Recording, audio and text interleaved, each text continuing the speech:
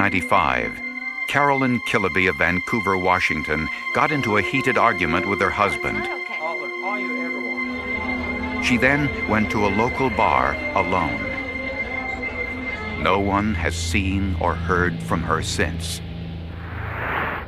But some saliva from an envelope and a speck of blood on a wristwatch helped solve the mystery of her disappearance. In 1990, Carolyn and Dan Killaby were married, each for the second time. Dan managed a furniture store. Carolyn was a medical technician employed by the U.S. military. Carolyn and Dan each had a daughter from their previous marriages, and they moved into this home in Vancouver, Washington. My mom was basically the backbone of my whole family. I mean, she was very strong-willed, and she held everybody together. She was the problem solver, she was the supporter, she was the happiness, the joy. She was just like everything you could ask for. On Saturday night, November 11, 1995, Carolyn and Dan got into an argument. She'd been in a fight with her husband because her husband had decided, instead of doing something with her that night that she'd counted on, they were going to go out. He was going to go out with his brother and have some food and drink. And she objected significantly to that. And I don't know whether she stomped out of the house and drove over there or how that transpired, but she ended up at Omar's and she was doing some serious drinking there. A waitress said Carolyn was dancing, but was there alone and was obviously intoxicated. The other indication was that she was alone at the table and that her head was down and that she had her head on the table and was basically passed out at the table, not functioning, not talking to anyone. Very, very clear to everyone in the bar that she was highly intoxicated. That night, around 11 o'clock, witnesses said they saw Carolyn leave the bar, and she was never seen again. I came home Sunday morning and she was gone. The next day, Dan Killaby called police to report Carolyn missing. Family members, friends, and volunteers searched the surrounding area without success. I knew that she would not leave unless somebody made her. There was no way she would have left us.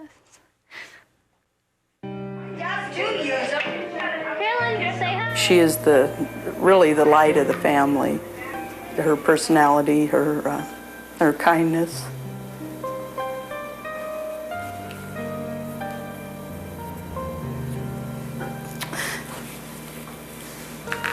Sorry. Carolyn's car was found in the bar's parking lot. The Killaby family hired their own search dogs. The dogs tracked Carolyn's scent from the bar directly back to her home.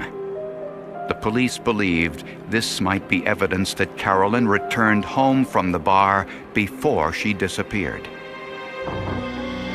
No one else was home that night. Dan and the two girls spent Saturday night elsewhere. They were concerned about whether or not Dan's alibi that he was out drinking with his brother was solid. And I think that they stayed out real late and got real drunk. And so the police were not 100% convinced that that could have been the case. Creating further suspicions was the fact that Carolyn had a $230,000 life insurance policy payable to her husband. I always stood behind Dan. There was no doubt that I could never conceive the idea that he had actually done something like this. Dan Killaby denied any involvement in his wife's disappearance, but police discovered there were problems in the marriage. We found out that it wasn't the perfect marriage by any stretch of the imagination. I think we figured that there were some difficulties and some strains in the marriage. 2 hours after Carolyn left the bar, the police received 2 calls from people who said they heard a woman screaming for help in a field about a mile from Omar's lounge. Police searched the area using night vision goggles, but they found nothing. With no solid leads, the Killaby family offered a $10,000 reward for any information on Carolyn's whereabouts. And then, a bombshell. A customer at Omar's Lounge said he saw Dan Killaby with Carolyn in the parking lot on the night she disappeared.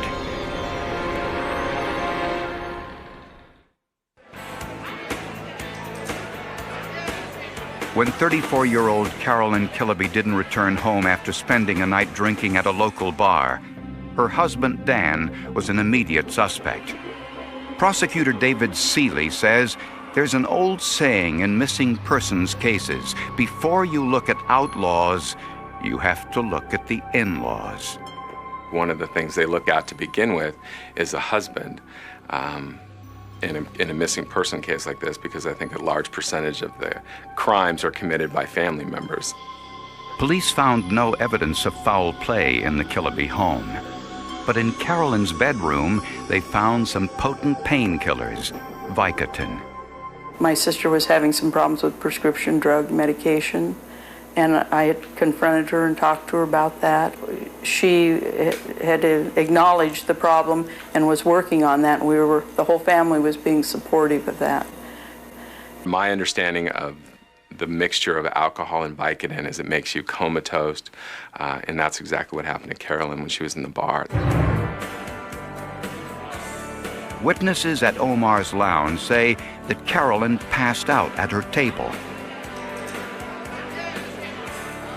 Hey, baby. How you doing? One of the regular customers, Dennis Smith, helped her to her car. What Smith told police was disturbing.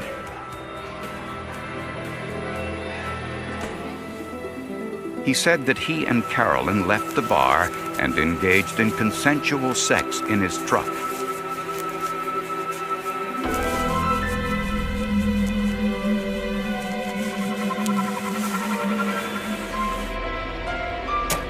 As he walked her to her car, a man approached them, hit Smith with a bat, called Carolyn a bitch, and forced her to leave with him.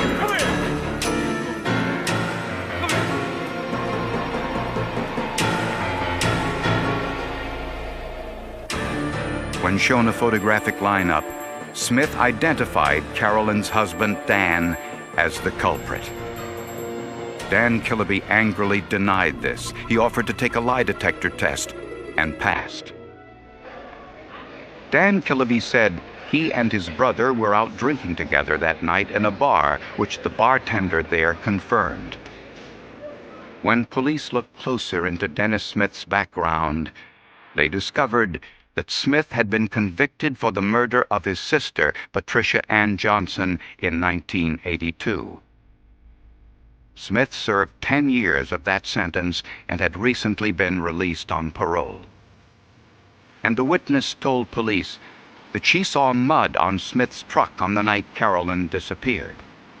He came to a Shell station in Clark County. His truck was all dirty. He asked the attendant there, who was a friend, whether or not he could go to her parents' house and wash his car. The employee also thought she saw a blood smear on Smith's shirt. With this new information, Smith's truck was confiscated, and police noticed that the inside of the truck had been wiped clean. No fingerprints, hairs, or fibers, even though Smith said Carolyn had been in the truck for consensual sex.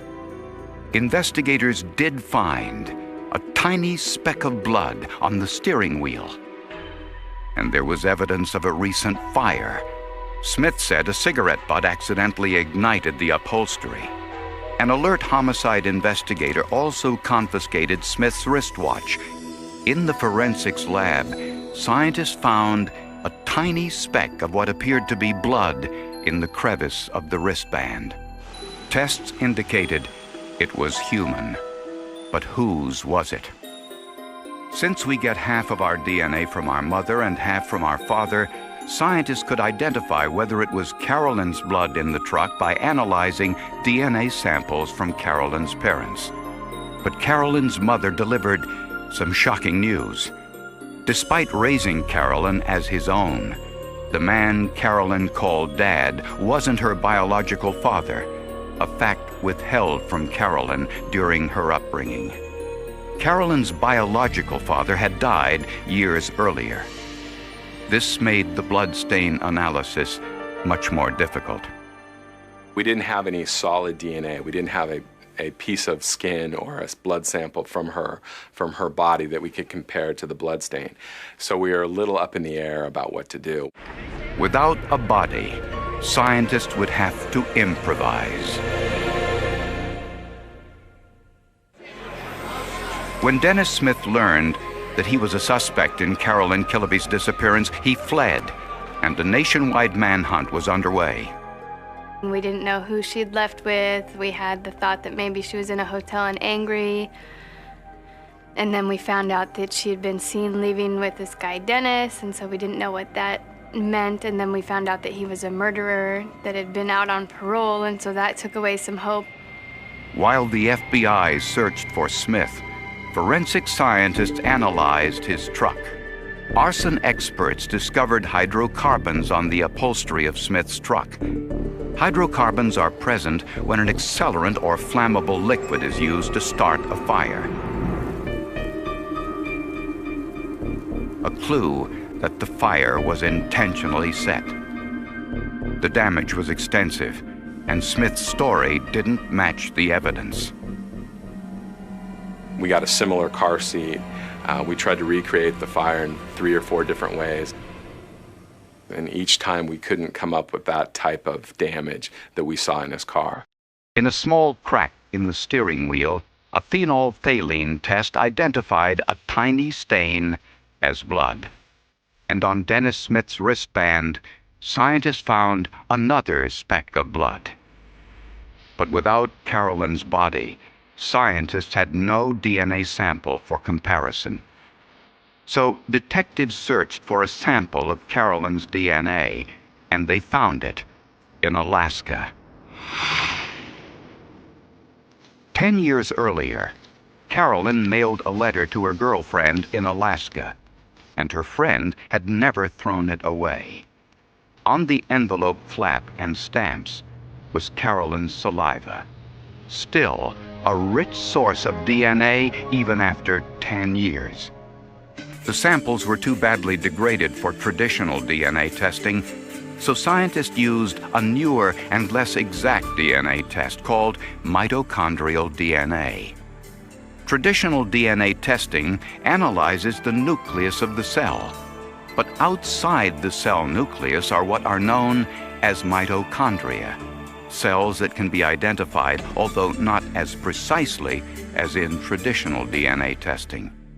Mitochondrial DNA is inherited from a mother to her children, and therefore if you want to make a match between a sample of evidence from a missing person, as was in this case, blood stains from someone whose body was not available, you need only go to a maternal relative. The DNA from the envelope flap and stamps matched the DNA from the blood found in Smith's truck. And with DNA samples from Carolyn Killaby's mother and daughter, Dr. Melton concluded that the mitochondrial DNA in Dennis Smith's truck was that of Carolyn Killaby. It was a DNA profile that existed in only 1 out of 200,000 Caucasians.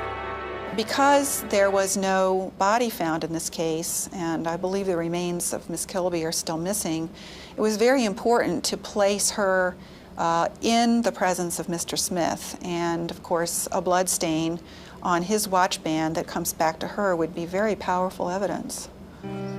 On the 1-year anniversary of Carolyn's disappearance, friends and relatives gathered for a candlelight vigil outside of Omar's lounge, the last place she was seen alive.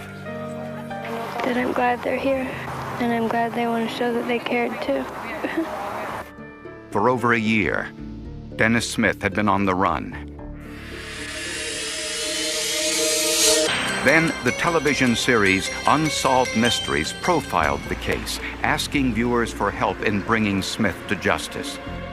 4 days later, an anonymous tip revealed Smith was living in Florida. The trick now was to find him.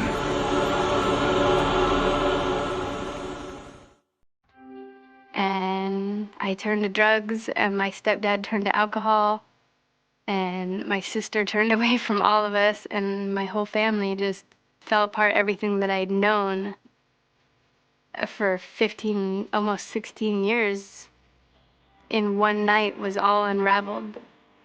For 15 months, Carolyn's family waited for some word on the search for Dennis Smith. Law enforcement searched all over the country, and an informant said Smith was living in Florida. Police there stopped the vehicle on the suspicion it was stolen. The man driving the car was Dennis Smith. Smith tried to get away. There was a fight, and Smith was shot in the scuffle. I was hoping that he was in a lot of pain. I wanted him to hurt. I crossed my fingers, though, that he didn't die. As much as I hate him and do not want him in this world, if he were to die, there was really no hope of finding my mom's body or for him having to suffer in prison. Smith survived the gunshot wound and returned to Washington State to stand trial for kidnapping, rape, and the murder of Carolyn Killaby, even though police still hadn't found her body. Smith pleaded not guilty and stood by his story that he was attacked by Carolyn's husband in the parking lot of the bar and that Carolyn left with her husband. The defense reminded the jury that Smith identified Dan Killaby from a photographic lineup. But prosecutors said Smith probably recognized Dan Killaby from television news reports about his wife's disappearance.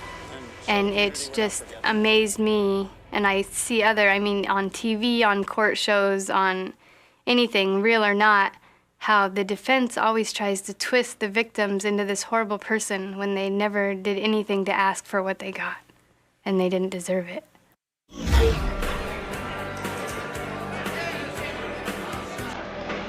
Prosecutors believe that Carolyn Killaby was inebriated in Omar's lounge and that Smith offered to drive her home. Somewhere along the way, Smith raped and murdered Carolyn Killaby in the cab of his truck.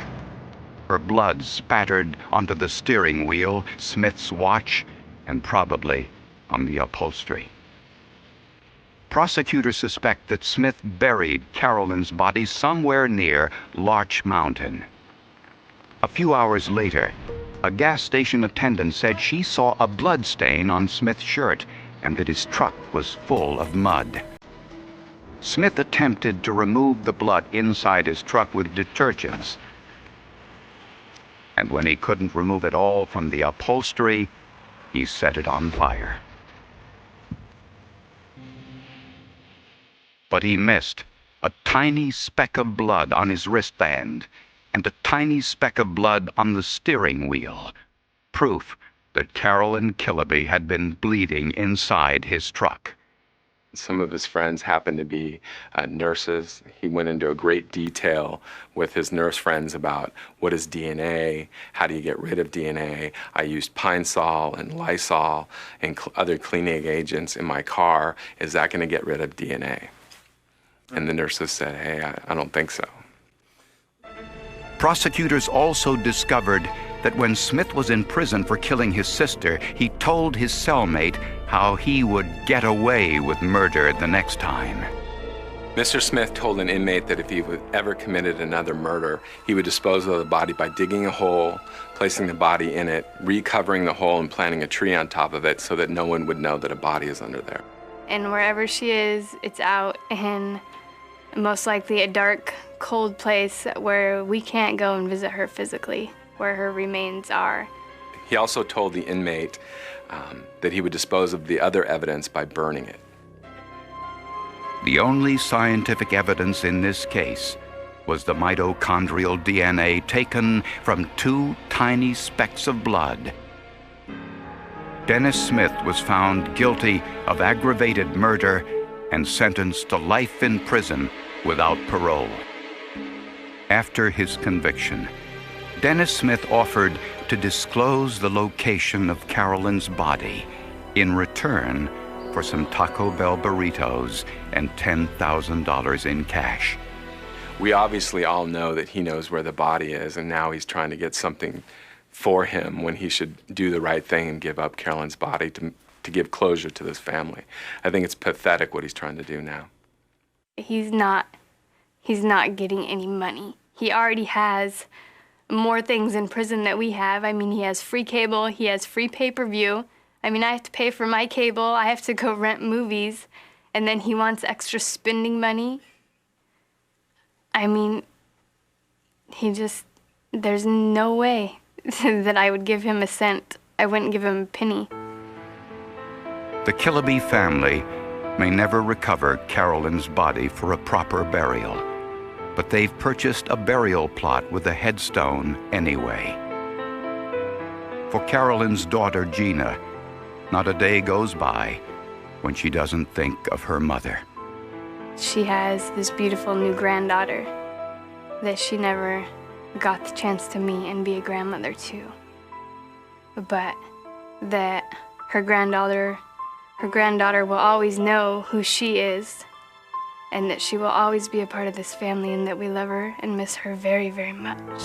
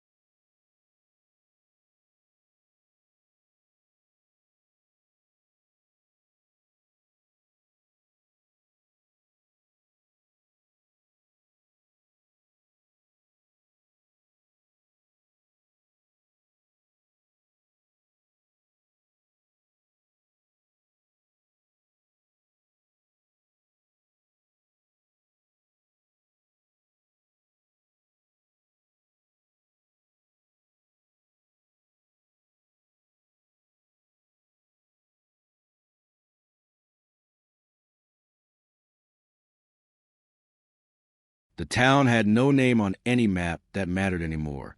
People simply called it Ash Hollow, a place where winter arrived early, conversations ended quickly, and every front porch carried the weight of stories nobody wanted to tell.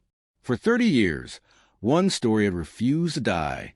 Every January, someone placed a single white flower beside an abandoned bridge at the edge of town. No cameras ever caught who did it. No footprints remained in the snow. By sunrise, the flower was always there, and everyone knew exactly what it meant. Because 30 years earlier, 19-year-old Emily Carter had vanished after leaving the town library just before closing time. She never made it home. Her car was found the next morning. The driver's door stood open. The headlights were still burning. A paper cup of coffee sat untouched in the cup holder, still half full despite the freezing night. Her purse remained on the passenger seat. Her keys lay beneath the dashboard. Nothing had been stolen.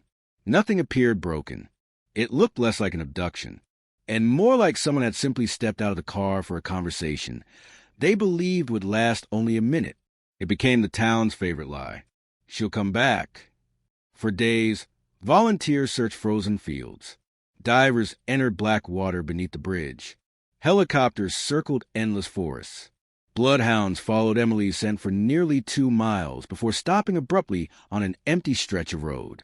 The trail ended there, as if she had disappeared into thin air.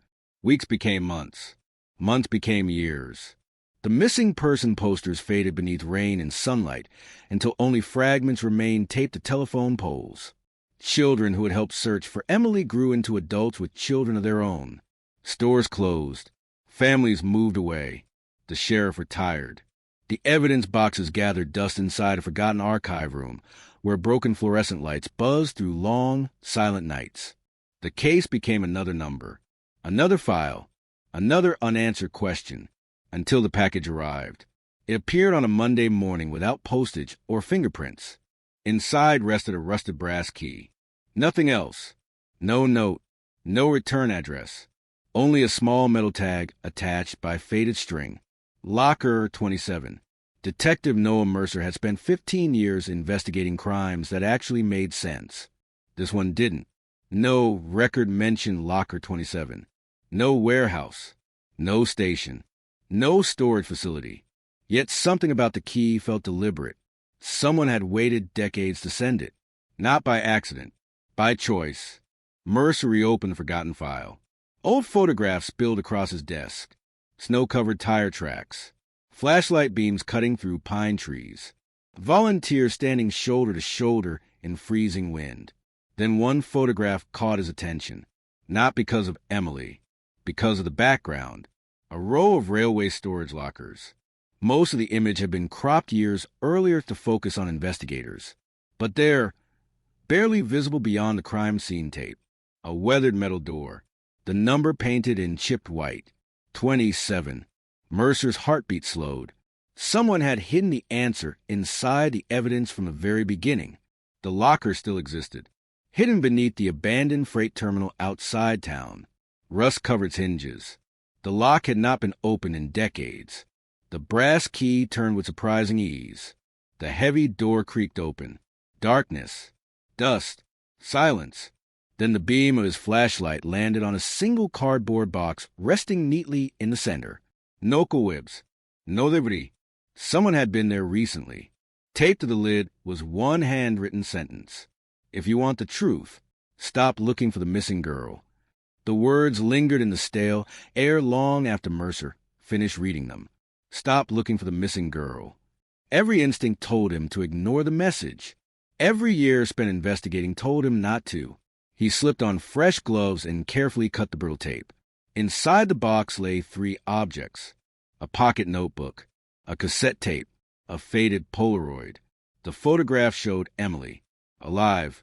She was standing beside a roadside diner, smiling at someone outside the frame. Written across the bottom in black ink were 4 words.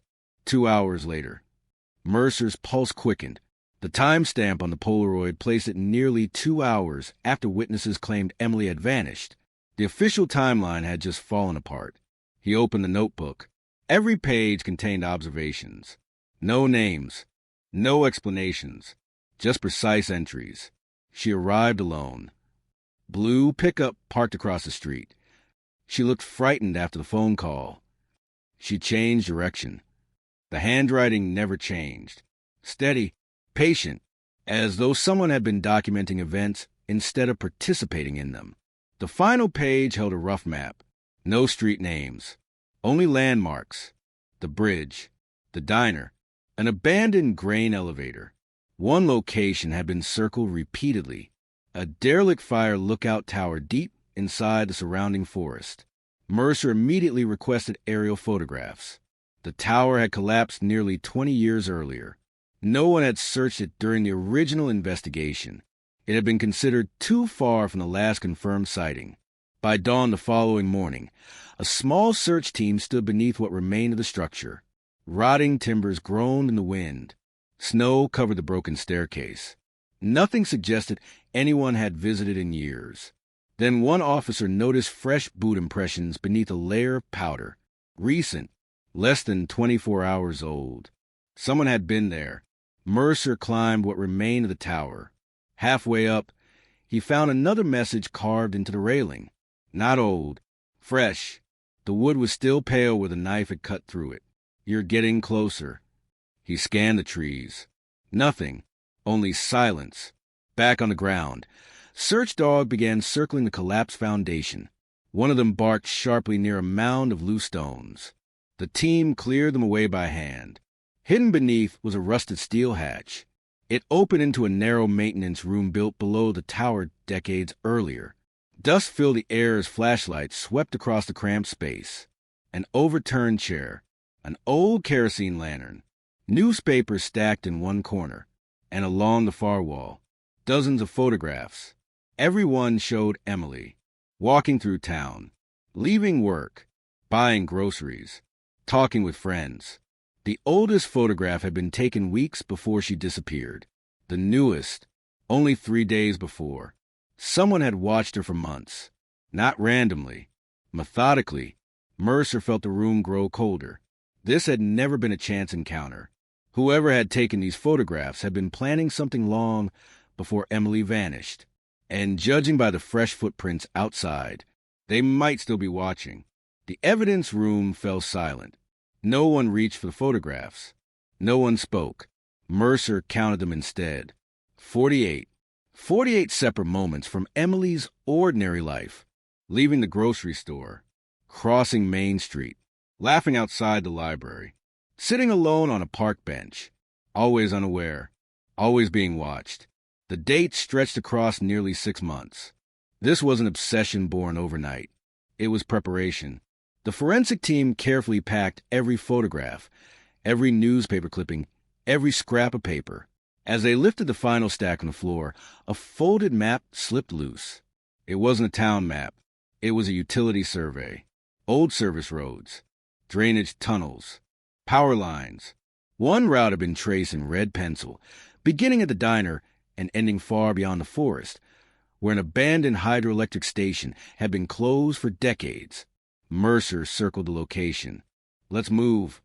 By nightfall, rain had replaced the snow. The hydro station stood at the edge of a narrow gorge, its shattered windows staring into the darkness like empty eyes. The front entrance had collapsed years earlier. The team entered through a maintenance tunnel. Flashlights swept across rusted machinery.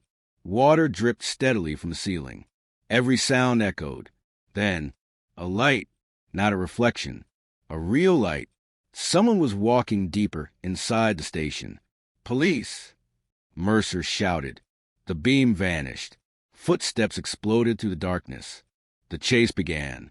Mercer sprinted through narrow concrete corridors lined with abandoned turbines.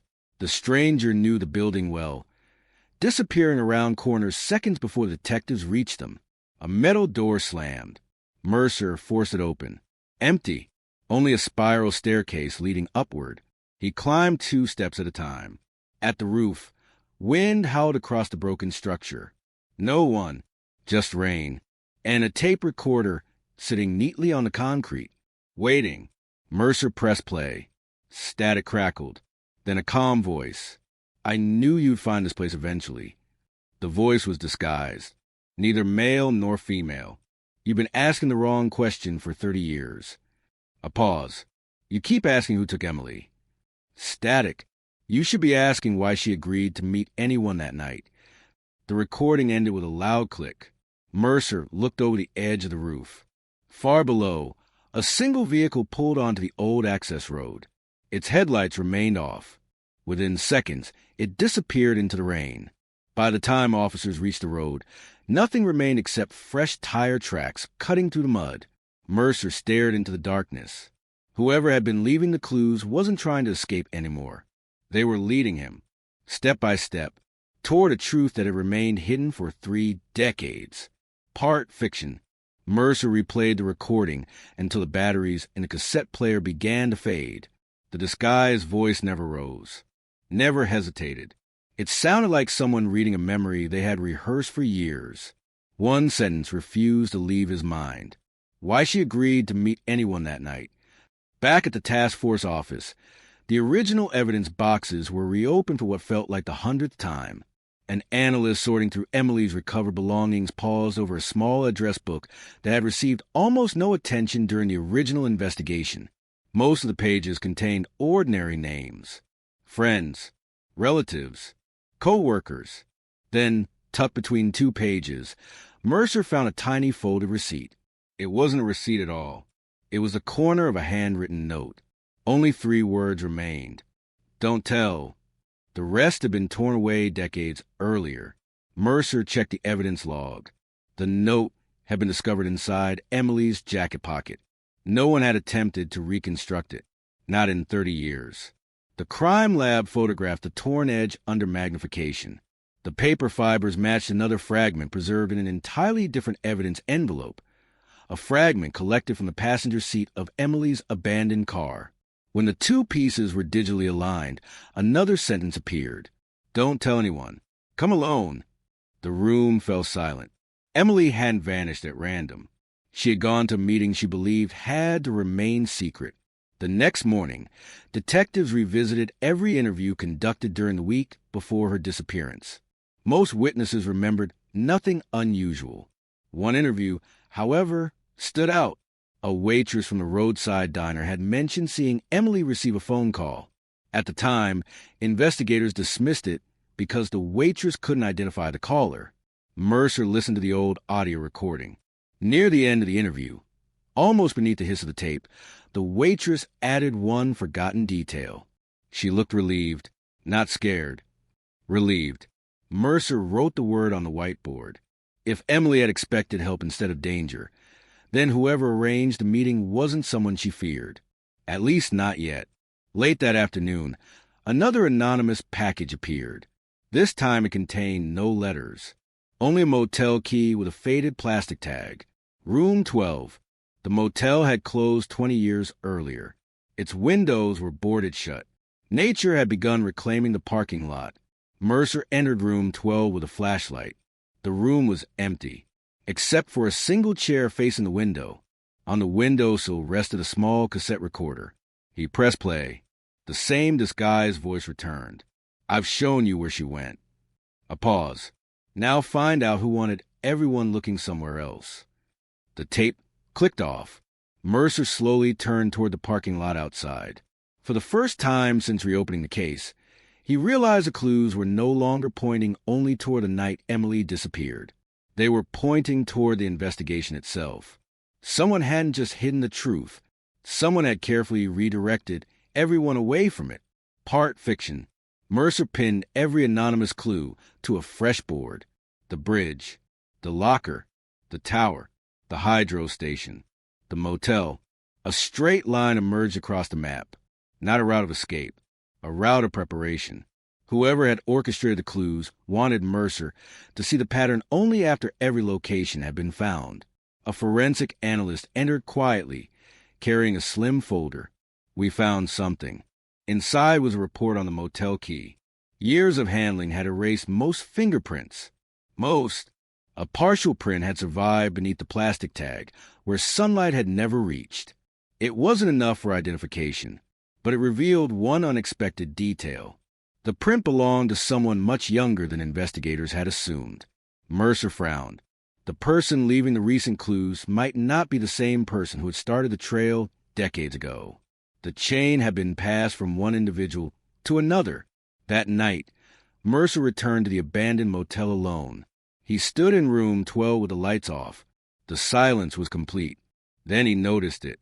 A faint reflection in the cracked bathroom mirror. Not behind him. Above him. He raised his flashlight. A loose ceiling tile. Inside the narrow space rested a sealed envelope wrapped in wax paper. On the front, only one sentence. The last lie was told before the search even began. Inside was a photocopy of a single dispatch log from the night Emily disappeared. At first glance, it looked ordinary. Patrol units, weather conditions, search assignments. Then Mercer spotted an impossible timestamp. One patrol car had been recorded searching the Riverside Road 40 minutes before Emily was officially reported missing. He checked it again. The time was unmistakable. Someone had documented a search before anyone should have known there was a disappearance. The room suddenly felt smaller. Either the log had been altered, or someone knew Emily was gone before her family did. Mercer folded the page carefully. For the first time, the mystery was no longer centered on what happened that winter night. It had shifted to something even darker. Who had known the truth from the very beginning? And why had they made sure no one else would see it? Part fiction. Mercer locked the evidence room behind him. No one else had seen the dispatch log. Not yet. If the timestamp was genuine, every assumption that had guided the investigation for 3 decades was built on a false foundation. He called the county archives before sunrise.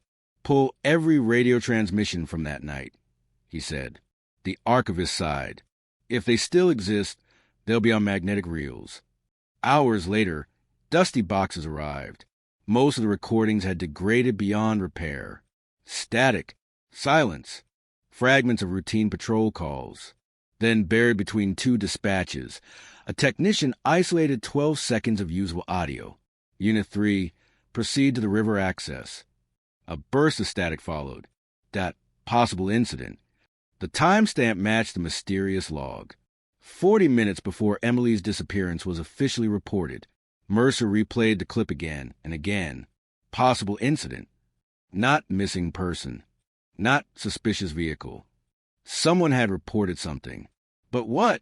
The original dispatcher had died years earlier. The officer assigned to Unit 3 had retired to a remote coastal town. Mercer flew out the next morning. The retired deputy lived alone in a weather-beaten cabin overlooking the sea. He recognized the case file immediately. I always wondered if someone would come back. Mercer placed the dispatch log on the table. Why were you sent to the river before the report came in? The old deputy stared at the page for a long time. Finally, he spoke. Because it wasn't the first call. Mercer's expression hardened. What first call? The deputy shook his head slowly. It never made it into the file. Why not? I was told to forget it. He stood and walked to an old filing cabinet. From the bottom drawer, he removed a weathered notebook. Inside were handwritten notes he had kept for himself. One entry caught Mercer's eye. 8:14 p.m. Anonymous caller reports screaming near the river. No recording. No transcript. No official record. Just the deputy's personal note. I drove out there, the deputy continued. I found tire tracks. Fresh ones. But before I could radio back, dispatch told me to return immediately. They said another unit would handle it. Did another unit arrive? I never saw one. Mercer closed a notebook. Someone hadn't simply mishandled the investigation. Someone had interrupted it. As he stepped outside, the wind carried the sound of distant waves crashing against the rocks. For 30 years, the case had seemed like a mystery buried by time. Now it looked different. It looked as though the truth had been pushed off its path on the very first night, and every clue left behind since then had been trying to guide it back. Part fiction. Mercer returned with the deputy's notebook sealed inside an evidence bag. He didn't tell anyone what it contained. Not yet. If someone had redirected the investigation on the first night, he needed to know whether it had been a mistake or a decision. The original dispatch center had long since been demolished, but its administrative records had survived in a county warehouse. Most were routine. Shift schedules, maintenance reports, personnel files. One folder was noticeably thinner than the rest. Its cover read, Incident Communications, Winter Archive. Several pages had been removed. Not torn, carefully extracted. Years ago, a records clerk studying the folder frowned. See these staple holes? There were at least 6 more pages. Any record of who checked it out? She shook her head. The tracking cards disappeared when the archive was computerized. Mercer photographed the empty staple marks. Missing pages, missing recordings, missing reports. Too many absences to be coincidence. Back at the task force office, the forensic lab completed another analysis of the anonymous letters. This time, they weren't looking at fingerprints or DNA. They examined the typewriter impressions. Tiny imperfections in several letters repeated across every page. Adamajlo Virkazi, a slightly elevated T. The machine had a unique mechanical signature. An examiner compared it against archived government documents from the same era. Late that evening, she knocked on Mercer's office door. I think we found the typewriter. Mercer looked up. Where? It wasn't privately owned. She placed a comparison sheet on his desk. The letters were typed on a machine assigned to a small municipal records office. Mercer's eyes narrowed. So whoever wrote them had access to government offices, at least temporarily. The building still stood, though it had been converted into storage years earlier. Dust coated every cabinet. Old furniture sat beneath white sheets. In a forgotten corner office, workers uncovered the typewriter. Its keys were frozen with rust. The serial number matched the laboratory's estimate. Mercer pressed the damaged E. It stuck halfway down. Exactly as the report predicted, the machine had written the letters. But who had used it? Inside the desk drawer rested an appointment ledger. Most entries were faded beyond recognition. 1 page survived. 3 names had signed in on the afternoon before Emily disappeared. 2 belonged to county employees. The 3rd signature was unreadable. Only the first initial remained clear. Mercer stared at it for several seconds. It wasn't enough. Not yet. But for the first time in decades, the anonymous letters were no longer floating in mystery. They had come from a real room, a real desk, a real typewriter. Someone had sat there, fed paper into the carriage, and chosen every word with deliberate care. As Mercer switched off the office light that night, he glanced once more at the growing evidence board. The mystery no longer felt like a maze. It felt like a trail. And somewhere ahead, the person who had started leaving it was running out of places to hide. Part fiction. Morning arrived beneath a sky the color of cold steel. Mercer unlocked the task force office before anyone else. The evidence board covered an entire wall now. Photographs, maps, anonymous messages, recovered recordings, missing reports. Each clue had once seemed isolated. Now, they converged around a single question. Who was R? The appointment ledger was sent to a forensic document examiner. The signature itself was unreadable, but the pressure marks left on the page beneath it were not. Using oblique lighting and digital enhancement, the lab recovered part of the writing from the sheet that had originally rested on top. Only a few letters emerged. R. How? Not enough for certainty. Enough for a search. County employment records from 30 years earlier listed only one person whose surname began that way. Richard Tade. Not a police officer. Not a suspect. A records clerk. Quiet. Meticulous. Retired just 18 months after Emily disappeared. Mercer requested everything connected to Hale. The personnel file was surprisingly thin. Routine evaluations. Vacation requests. Retirement paperwork. Nothing unusual, until he reached the final page. A handwritten resignation. One sentence caught his attention. I can no longer continue under these circumstances. No explanation followed. No disciplinary action. No interview. Nothing. It was as if everyone had accepted the resignation without asking why. Mercer drove to Hale's last known address. The farmhouse stood empty. Dust covered every window.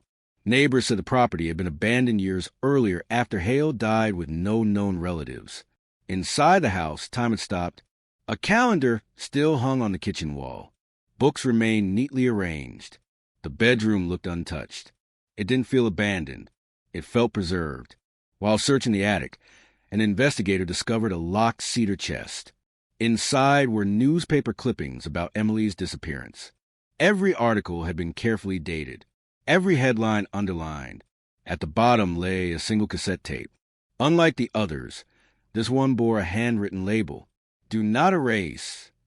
The tape recorder clicked. A man's weary voice filled the room. "My name is Richard Hale." Mercer froze. If anyone is listening to this, then I waited too long to tell the truth. The recording crackled. I didn't witness the crime. A pause. But I witnessed what happened afterward. Another pause. The file arrived on my desk the morning after Emily disappeared. Paper shuffled in the background. There were documents missing before the investigation was even 24 hours old. Mercer's pulse quickened. I asked questions. Silence. I was told to stop asking. The voice grew heavier. I copied what I could before the originals disappeared. Another long pause. If those copies are ever found, they'll explain why the investigation never followed the evidence. The tape ended abruptly. No indication of where the copies had been hidden. No final goodbye. Only the soft mechanical click as the recorder reached the end of the reel. Mercer looked around the attic again. Richard Hale had left one last clue, not to solve the crime, but to reveal why the truth had remained buried for so long. And somewhere inside the old farmhouse, Mercer was certain the missing copies were still waiting to be found. Part fiction. Mercer ordered the farmhouse sealed. No one entered. No one left. If Richard Hale had hidden copies of the missing documents, they had survived decades because no one knew where to look. The search began with the obvious. Bookshelves, closets, floorboards. Nothing. By late afternoon, frustration filled every room. An investigator preparing to leave paused beside an old grandfather clock in the hallway. "It stopped," she said quietly. Mercer looked up. The hands pointed to 8:14. The same time recorded in the deputy's notebook. The same time as the anonymous emergency call that had never entered the official file. He opened the clock. The pendulum swung freely, but the wooden back panel felt unusually thick. A closer inspection revealed tiny brass screws hidden beneath layers of varnish. The panel came away slowly. Inside was a narrow compartment.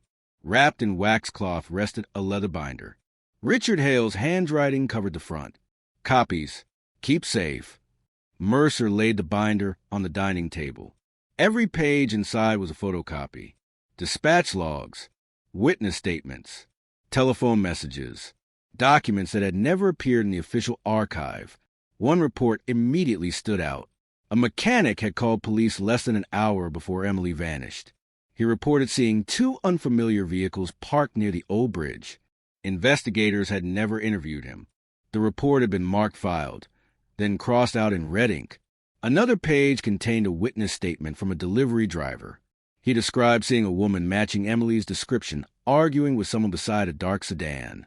That statement, too, had disappeared from the official case file. Mercer's jaw tightened. The missing evidence had never been lost. It had been removed. Then, near the back of the binder, he found a folded envelope. Unlike everything else, it was addressed directly to him. Not by name. Just one line. To the detective who refuses to quit. Inside was a single sheet. If you have found these papers, then you already know the investigation was altered, but the person who ordered those changes never touched the evidence themselves. They instructed others to do it. Follow the signatures, not the rumors. No signature. Only a small symbol drawn at the bottom of the page. A circle intersected by a single vertical line. Mercer had seen it before, not on the anonymous letters. On the margin of a decades-old authorization form, approving the transfer of evidence between departments. He hurried back to the office and pulled the document from storage. There it was, the same symbol, small enough that no one had ever questioned it. Not a decoration, a personal mark. Someone had been quietly identifying every document they handled. For the first time, Mercer wasn't chasing a ghost. He was tracing the movements of a real person who had left an invisible signature across the investigation for 30 years. Outside, snow began to fall again. Inside, the binder lay open beneath the evidence room lights. The case was no longer asking whether the truth had survived. It was asking whether anyone had been looking in the right place all along. Part fiction. Snow covered the courthouse steps before sunrise. Mercer arrived carrying the leather binder beneath his arm. He ignored the growing stack of messages on his desk. Only one thing mattered now: the signatures. Every transfer form from the original investigation was pulled from storage. Hundreds of pages covered the conference table. Most carried ordinary initials from evidence technicians and clerks.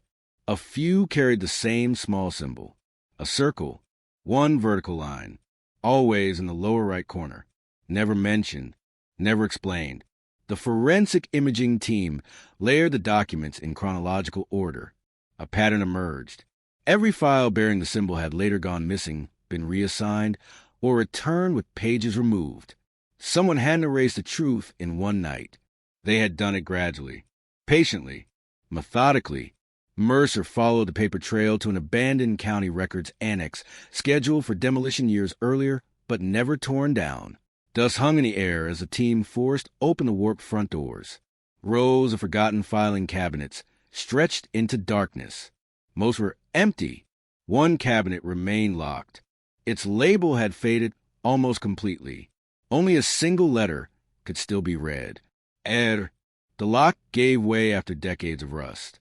Inside were dozens of archive boxes. Most contained routine paperwork, payroll records, property maps, maintenance requests. Then Mercer found a slim gray folder hidden behind a false back panel. Its cover was blank. Inside lay a memorandum that had never been filed. No names, no lettería, only a typed instruction. Remove all statements that cannot be independently verified. Limit investigative focus to confirmed evidence. Do not circulate preliminary witness accounts. At first glance, it sounded procedural, reasonable. Then Mercer noticed the date. The memorandum had been written before several witness statements even existed. Someone had anticipated their removal before they were taken. The room fell silent. A detective looked up from another box. "You need to see this." She held a roll of undeveloped 35mm film sealed inside an evidence envelope. A note attached to it read, "Recovered but never processed." The film had sat untouched for decades. By evening, the laboratory developed the negatives. Most showed search volunteers, police vehicles, floodlights cutting through the forest. Then came the final frame. A distant figure stood alone at the edge of the bridge, watching investigators search below. The image was grainy, the face impossible to identify. But one detail was unmistakable.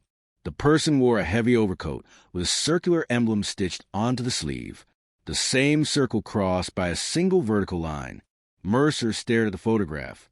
For years, the symbol had existed only on paper. Now it had appeared in the real world. Someone connected to the investigation had been standing only yards away from the search teams, watching them hunt for answers that had already been carefully led in the wrong direction. Mercer pinned the photograph to the center of the evidence board. For the first time, every clue seemed to point toward the same conclusion. The mystery wasn't built on one terrible night. It had survived because someone had spent years making sure every path toward the truth ended just short of the finish line. Part fiction. Mercer didn't leave the office that night. The newly developed photograph remained under the evidence lamp, its grainy image enlarged until the individual pixels blurred together. The emblem, that was the key. Not the face, not the coat. The emblem. The crime lab isolated the insignia and compared it against historical records. Volunteer organizations, construction companies, utility contractors. Nothing. Then, just after midnight, an archivist called. I've seen it before. Where? Not on clothing, on equipment. Mercer drove to the archives immediately. The archivist produced an aging procurement catalog from the early 1990s. The symbol belonged to a private document storage company that no longer existed. For years, county agencies had used the company to temporarily store inactive records before they were transferred to permanent archives. Boxes, evidence, case files, everything passed through their warehouse. Mercer's pulse quickened. If someone wanted to quietly remove documents, they'd have access before anyone noticed. By dawn, investigators were standing inside the abandoned warehouse. Most shelves were empty. Dust covered the concrete floor. But one aisle looked different. The dust had been disturbed.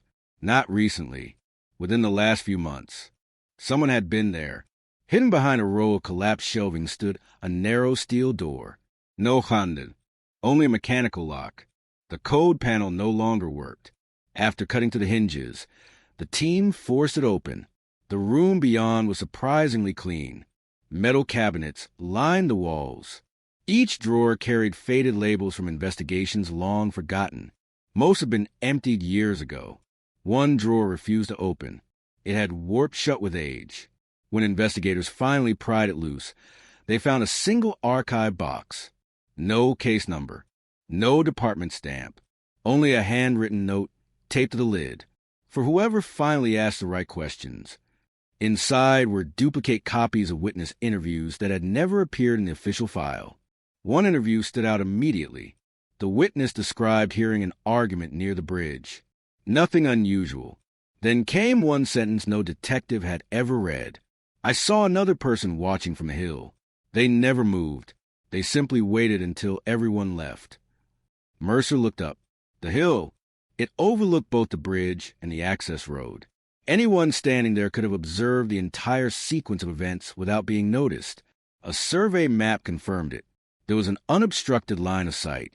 The search teams had never examined the overlook. Not once. As the sun began to rise, Mercer climbed the hill alone. Tall grass swayed in the morning wind. The old observation point had almost disappeared beneath decades of growth. Then his boot struck metal. A small rusted survey marker emerged from the soil. Someone had scratched a message into its surface years ago. Only 4 words remained legible. Truth was always here. Mercer stood silently, looking down toward the bridge below. The answer had never been hidden by distance. It had been hidden by perspective. For decades, everyone had searched the scene from the ground. No one had ever stopped to look at it from above. Part fiction. Mercer remained on the hill until the first rays of sunlight reached the river below. From that elevation, the entire landscape transformed. The bridge, the access road, the abandoned service lane, the old diner. For the first time, every location connected naturally. He opened the survey map and overlaid it with the original search grid. A mistake became immediately obvious. The search perimeter had stopped nearly 200 yards short of the overlook, not because investigators ignored it, because the boundary had been drawn that way from the beginning. Back at headquarters, Mercer requested every map used during the first week of the investigation. There were 7 versions. 6 were identical. The 7th, prepared the morning after Emily disappeared, showed a subtle change. A single pencil line had shifted the northern boundary, barely noticeable, enough to exclude the hill. The forensic document examiner studied the map. The pencil was added after the original was printed. So someone changed the search area? It appears that way. Mercer pinned the altered map beside the anonymous notes. The pattern was undeniable now. Witness statements disappeared. Dispatch logs changed. Evidence was misplaced. Search boundaries shifted. Each action seemed insignificant on its own. Together, they formed a deliberate chain. Late that afternoon, another discovery arrived from the laboratory. The rusted survey marker recovered from the hill contained microscopic traces of blue paint in the engraved letters. The same unusual paint had been found years earlier on the brass key that opened Locker 27. The 2 objects had been marked by the same hand. Someone had visited both places. Not once, repeatedly.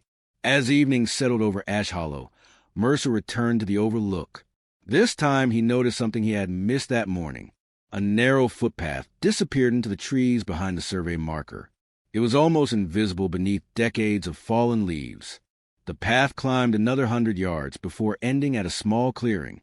There, hidden among the pines, stood the crumbling remains of an old fire observation platform. Only the concrete foundation survived. In its center lay a rusted metal tripod, a surveyor's mount. From that exact position, Mercer could see every critical location connected to the case. The bridge, the diner, the road, the river. Whoever had stood here hadn't stumbled upon the view. They had chosen it. As he knelt beside the tripod, his flashlight caught the edge of something buried beneath the moss. A glass jar, sealed tightly. Inside was a tightly rolled strip of paper. Mercer carefully removed it. The paper was fragile but intact. Across the top, in neat block letters, someone had written, "If you found this, you're finally standing where I stood." He unfolded the page slowly. Beneath the first line was not a confession, not a name. It was a hand-drawn panorama of the valley, with precise arrows marking where each person had been seen on the night Emily vanished. For the first time, the mystery wasn't being described in words. It was being shown from the only vantage point that had ever revealed the entire scene at once. Part fiction. Mercer spread the fragile panorama across the hood of his truck before the evening wind could carry it away. It wasn't the work of an artist. It was the work of an observer. Every line was measured. Every landmark matched the terrain below with unsettling precision. The bridge, the diner, the service road, the abandoned rail crossing. Tiny circles marked individual positions, each labeled only with a time. 8:07, 8:14, 8:26, 8:41. No names, just moments. The crime scene reconstruction team digitized the drawing overnight and overlaid it onto modern satellite imagery. The alignment was nearly perfect. Then one analyst noticed something no one else had. One of the circles wasn't positioned on solid ground. It rested over what, today, was nothing more than an overgrown field. Mercer pulled historical land surveys. 30 years earlier, that field had contained a small maintenance shed used by utility crews. It had been demolished less than a year after Emily disappeared. No investigator had ever searched it. By sunrise, excavation crews cleared the dense brush that had reclaimed the site. Only fragments of the concrete foundation remained. The structure itself was gone. But beneath the collapsed floor, ground-penetrating radar detected a narrow void, a forgotten utility tunnel. Mercer descended first. The air was cold and heavy. His flashlight swept across damp concrete walls covered in decades of dust. Near the far end of the passage stood a rusted filing cabinet. Its drawers had swollen shut from moisture. The evidence team forced the top drawer open. Inside were weather-damaged notebooks, maintenance logs, inspection reports, routine paperwork. The bottom drawer contained something different, a sealed envelope. Across the front, written in careful block letters. The timeline is the key. Mercer unfolded the single page inside. It listed only times. No explanations. No locations. Just times. He compared them to the panorama. Every time matched one of the marked positions. Then he noticed the final entry. 9:03 left alone. No further notes. No signature. No indication of who had written it. Only the haunting implication that, by 9:03 that night, whoever had been documenting the events believed everyone else had gone. Everyone, except one person. Mercer looked back at the panorama. For the first time, he realized there was one final circle he had overlooked. It wasn't marked with a time. It wasn't marked with an arrow. It sat alone on the edge of the drawing, almost hidden among the trees. Beside it, barely visible beneath years of fading ink, was a single handwritten word. Me. The observer hadn't just watched the mystery unfold. They had quietly placed themselves inside it all along. Part fiction. Mercer read the tiny handwritten word again. Me. It was the first time, in hundreds of pages of anonymous notes and carefully planted clues, that the unseen observer had acknowledged their own presence. Not by name, not by confession, simply by marking where they had stood. The forensic team photographed the panorama, before lifting a single fingerprint from its brittle surface. Nothing. The paper had been handled too many times. Too many years. Mercer returned to the oval look with the map in hand. Standing exactly where the final circle had been drawn, he looked across the valley. The view was absolute. Nothing near the bridge could happen without being seen from here. Whoever had occupied this position hadn't witnessed only fragments. They had witnessed the entire sequence.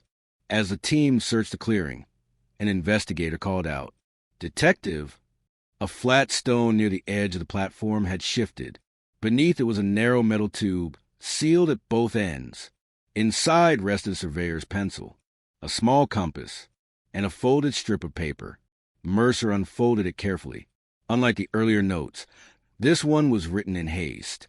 The handwriting trembled. I couldn't stop what happened. The next line was harder to read. I thought someone else would tell them. Another pause. When nobody did, I became part of the silence. Mercer lowered the page. For the first time, the anonymous observer no longer felt like a mysterious guide. They felt painfully human. Someone who had spent years trying to undo a single night of fear. Back at headquarters, analysts compared the handwriting against every document recovered during the investigation. Late that evening, the lead examiner entered Mercer's office, carrying a thin folder. "We have a match." Mercer looked up. To who? Not a suspect. She placed 2 pages side by side. The observer. The handwriting matched a routine maintenance log completed decades earlier by a seasonal survey assistant who had worked in the valley for only one winter before leaving town. The assistant had never been interviewed, never listed as a witness, never considered relevant. According to employment records, they had resigned less than a week after Emily disappeared. No forwarding address, no further employment in the county. It was as if they had vanished from the story the moment it began. Mercer stared at the matching handwriting. The observer had never been hiding from investigators. Investigators had simply never known to look for them. Outside, rain began to fall across Ash Hollow once more. Mercer pinned the final note beside the panorama. The evidence board was almost complete, not because every answer had been found, but because, at last, the invisible person at the edge of the story had stepped into the light. And with that single act, the silence that had protected the mystery for decades finally began to break. Part fiction. The handwriting match opened a door no one expected. The seasonal survey assistant had a name.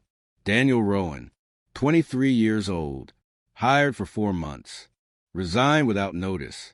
His personnel file contained almost nothing beyond a payroll form, an emergency contact that no longer existed, and a faded identification photograph.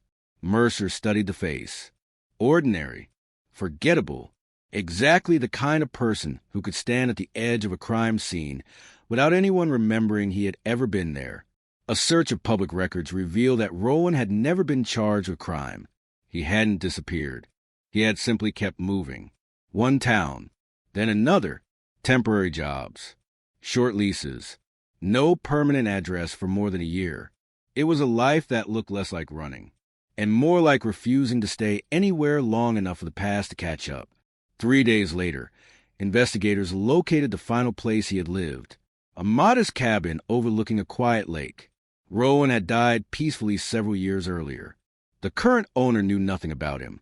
He left one condition when he sold the place, the owner recalled. He asked that nobody tear down the old workshop. The workshop stood behind the cabin, untouched. Dust covered every shelf. Old surveying equipment hung neatly from wooden pegs. Maps were stacked in labeled tubes. Everything was arranged with almost obsessive precision. Mercer searched for hours. Nothing. Then he noticed one compass on the workbench. Unlike the others, its needle pointed steadily east instead of north. He picked it up. The base felt heavier than it should. A hidden compartment slid open. Inside was a tiny brass key. A tag hung from it. No words, only a number. 11. The key matched no lock in the workshop. But tucked beneath, it was a folded note in Rowan's familiar handwriting. "If you've reached this place, then you already know I was the observer." Mercer unfolded the remaining page. "I never knew the whole truth. I only knew enough to regret my silence. Everything I couldn't understand, I placed somewhere safe, hoping one day someone with better questions would find it. Below the message was a simple sketch. A church, a bell tower, a small cemetery behind it. One grave had been marked with an X. Mercer folded the paper without saying a word. The journey wasn't over, not because another twist had appeared, but because Rowan had left behind one final place where memory, guilt, and truth had been buried together, waiting for someone willing to dig through the silence one last time. The cemetery was empty when Mercer arrived. Morning fog drifted between rows of weathered headstones, swallowing the names carved into stone decades earlier. Beyond them stood the abandoned chapel, its bell tower cracked by time, its windows clouded with dust. Rowan's sketch had been accurate. The grave marked with an X lay beneath an ancient oak tree whose roots had slowly lifted the surrounding earth. There was nothing remarkable about the stone itself. No hidden symbols, no mysterious inscription, only a name, Thomas Avery. Born, died, a life reduced to 2 dates. Mercer knelt beside the grave and compared the stone to Rowan's drawing. Something didn't match. The oak tree had grown. The headstone had shifted. The sketch showed the X several feet behind the marker. He paced the distance. 5 steps. 6. 7. His boot struck iron. A dull metallic sound echoed beneath the soil. The excavation team arrived before noon. Carefully, they peeled back decades of earth until the outline of a rusted iron hatch emerged beneath the roots. The hinges resisted at first, then surrendered with a groan that seemed to awaken the silence surrounding the cemetery. A narrow staircase descended into darkness. The air below was cool and dry. It wasn't a crypt. It was an old records vault, built beneath the chapel long before digital archives existed. Shelves lined the walls, most of them empty after years of neglect. One cabinet remained locked. The brass key labeled 11 fit perfectly. Inside rested a single wooden box. No dramatic treasure. No confession. Just order. Every document had been tied neatly with faded cotton ribbon.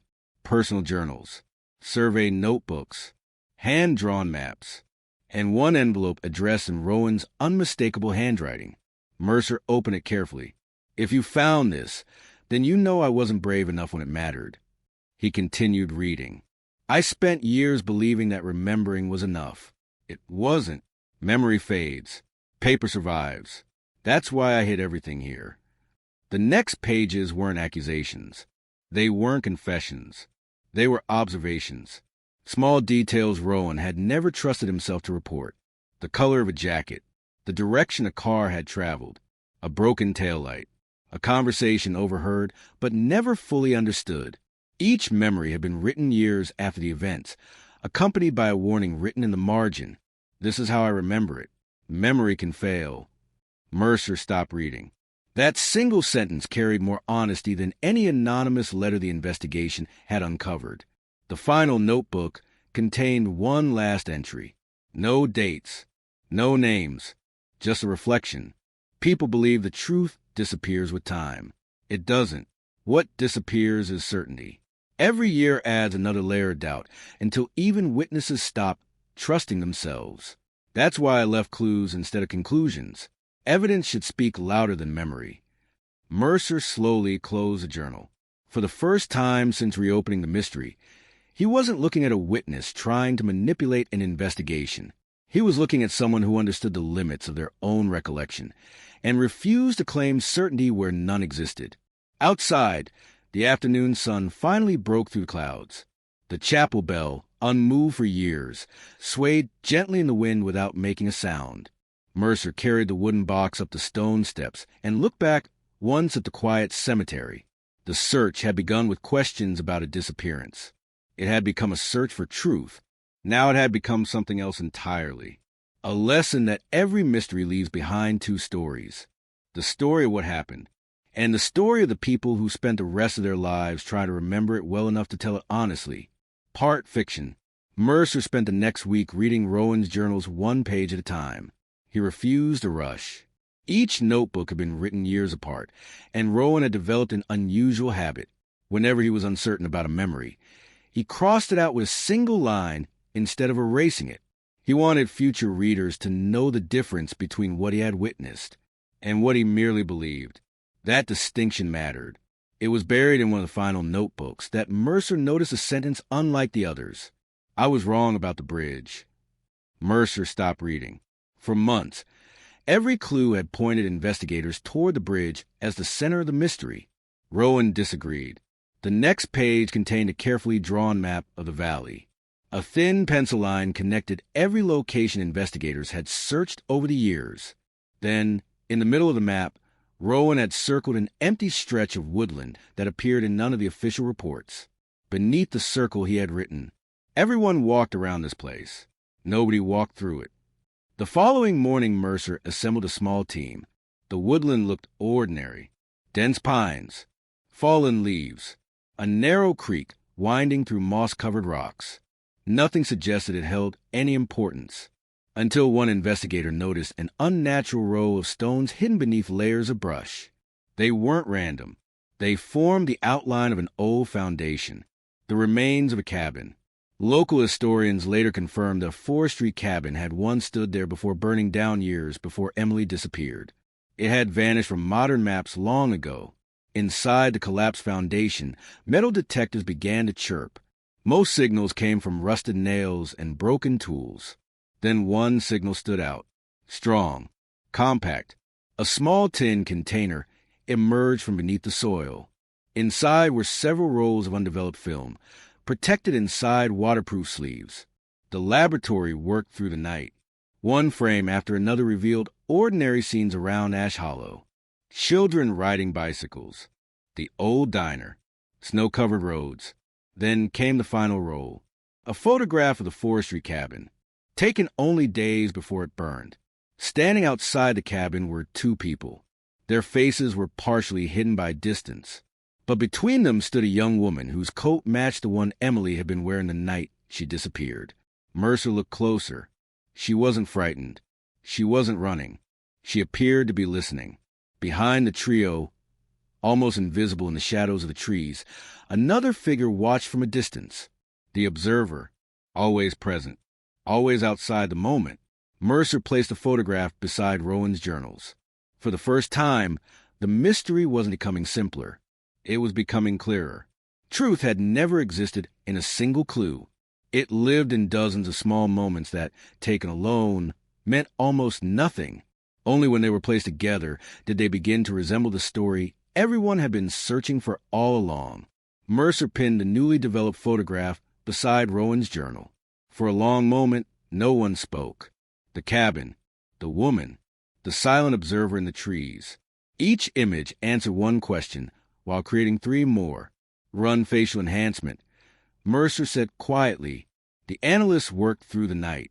The negatives were badly damaged, but modern restoration recovered details that had been invisible to the naked eye. The young woman was almost certainly Emily. The two figures beside her remained indistinct. One appeared to be speaking. The other stood with folded arms, watching the road rather than the conversation. Neither looked toward the camera. Whoever took the photograph had done so from concealment. Rowan had been closer than anyone had ever imagined. Mercer opened the final journal again. A loose page slipped free and landed on the desk. He hadn't seen it before. On one side was a rough sketch of the burned cabin. On the reverse was a single paragraph. I returned the next morning. The cabin was empty. The fire had already started. I convinced myself everything I saw the night before had an innocent explanation. That decision became the greatest mistake of my life. There was no accusation, no certainty, only regret. Mercer closed the notebook. He finally understood why Rowan had never claimed to know the entire truth. He had spent decades trying to separate what he had witnessed from what guilt had added afterward. Outside, dawn broke over Ash Hollow. The fog lifted slowly from the trees surrounding the old cabin site. For the first time since reopening the mystery, Mercer felt that the investigation had reached a turning point, not because every answer had been found, but because every remaining question now pointed in the same direction. Somewhere beyond the burned foundation, hidden among forgotten paths and fading memories, lay the final piece of a story that had waited a generation for someone patient enough to assemble it. Mercer returned to the cabin ruins alone. The search teams had already packed their equipment. Yellow markers had been removed. The forest was quiet again, as if it had decided to keep its secrets for one more night. He walked slowly around the blackened foundation. Rowan's journals had changed the investigation in an unexpected way. They had not provided certainty. They had provided perspective. That was different.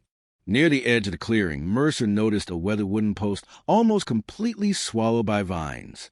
It looked insignificant until he brushed away the moss.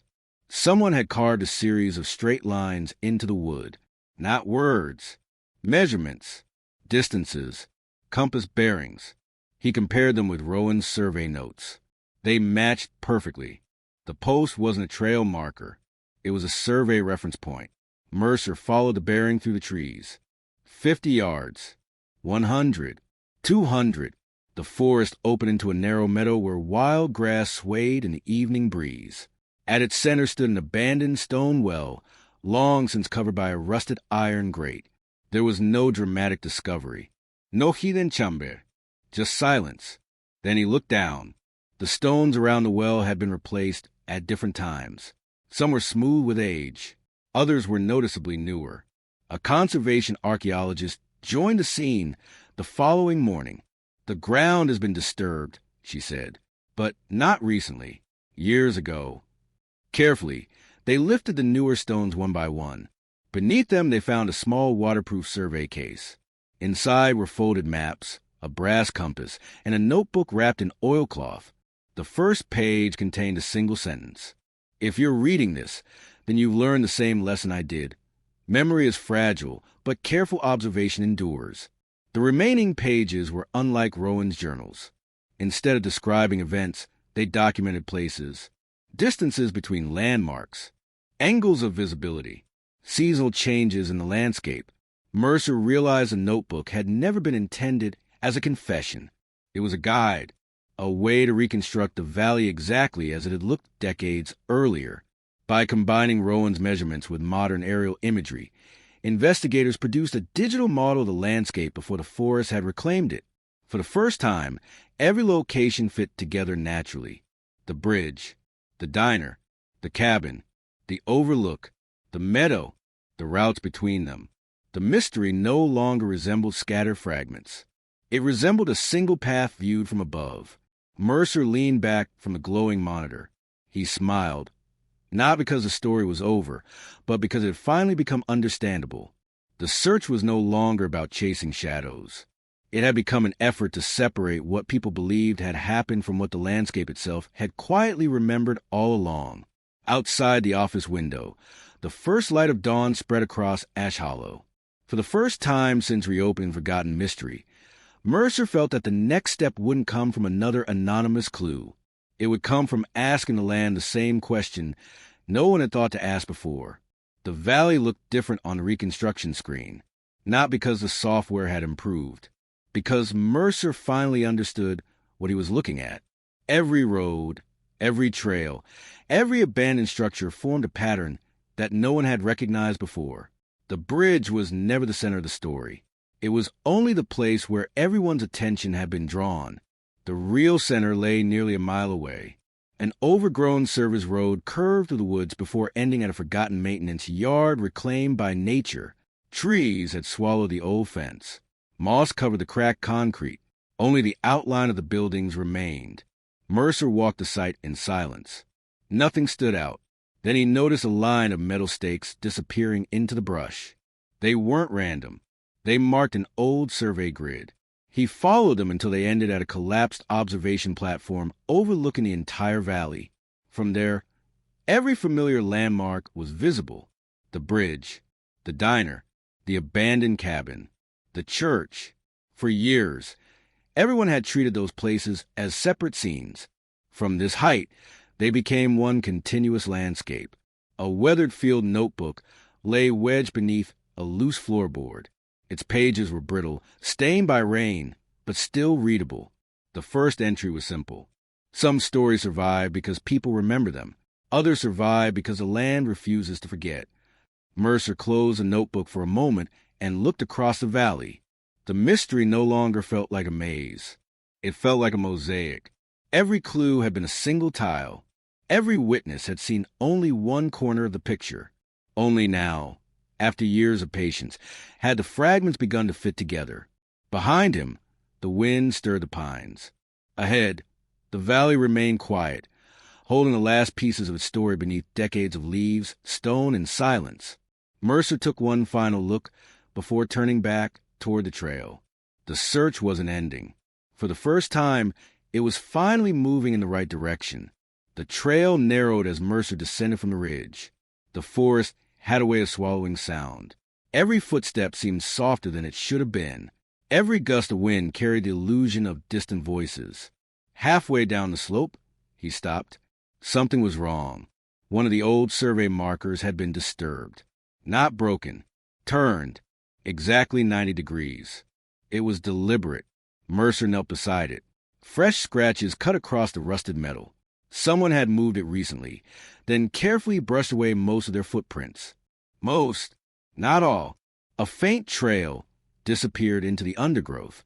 He followed it for nearly a quarter-mile before the trees opened onto a forgotten railroad spur. The tracks had long since been abandoned, swallowed by weeds and wildflowers. An old freight car sat crooked on the rails, its faded paint peeling beneath years of rain and snow. The door stood slightly open. Mercer pushed it wider. The interior was empty, except for a wooden chair facing a cracked window.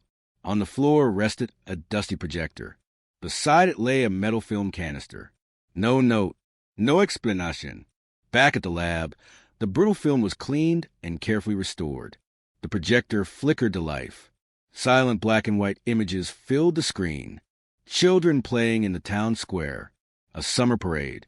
The church before its bell tower cracked. Then the camera turned toward the valley.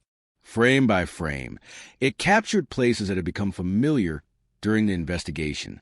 The bridge, the service road, the overlook, the maintenance yard. The final seconds froze Mercer in place. Whoever had been filming slowly panned across the hillside and paused on an observation platform. A lone figure stood there, almost invisible against the trees. The person wasn't looking toward the camera. They were looking down into the valley, exactly as Mercer had done only days earlier. The film ended. No dramatic revelation. No identity. Just one lingering image. Mercer leaned back in his chair. For years, everyone had searched for a single missing answer. Instead, they had uncovered something stranger, a chain of ordinary people, each preserving one fragment of forgotten story, none of them holding the whole truth alone. He pinned a still frame from the film onto the evidence board. The board was almost full now. Maps, photographs, journal pages, survey sketches, film stills. Individually, they whispered. Together, they told a story that had been scattered across decades, waiting for someone patient enough to listen. Mercer switched off the office lights. The board remained illuminated by the glow of a single desk lamp. Outside, dawn was beginning to color the horizon. Inside, for the first time, the silence no longer felt empty. It felt expectant. The rain began just before sunset. Mercer stood alone at the overlook, the old film canister tucked beneath his arm. Below him, the valley faded beneath sheets of mist until the roads, the river, and the abandoned buildings blended into one gray landscape. He replayed the final frame in his mind. The lone figure, not hiding, not fleeing, simply watching. Back at the office, he laid every recovered photograph across the conference table in chronological order. One by one, patterns emerged that no one had noticed before. Tiny details repeated from image to image. A parked truck, a broken fence post, a solitary light in a distant window. None proved anything on their own, yet together they suggested that the valley had been quietly observed for years by more than one pair of eyes. Mercer drew a slow breath. Perhaps the greatest mystery had never been what happened on a single night. Perhaps it was how so many fragments of memory survived, scattered among journals, maps, forgotten film reels, and hidden notebooks, waiting for strangers decades apart to preserve them instead of letting them disappear. He closed the final folder and switched off the desk lamp. The evidence board remained covered with unanswered questions, but it no longer felt chaotic. It felt complete in a different way. Not because every secret had been uncovered, but because the search itself had revealed something larger than any single answer. Every generation leaves behind traces of its choices, and sometimes the people who come later must decide whether to ignore them or patiently piece them together until the silence finally begins to speak. Outside, the first stars appeared above the dark valley. Mercer locked the office door behind him and walked into the cool night, knowing that some mysteries are not solved by finding one decisive clue, but by refusing to stop looking until every forgotten fragment finds its place in the story. The following morning, Mercer returned to the overlook with Rowan's notebooks tucked beneath his arm.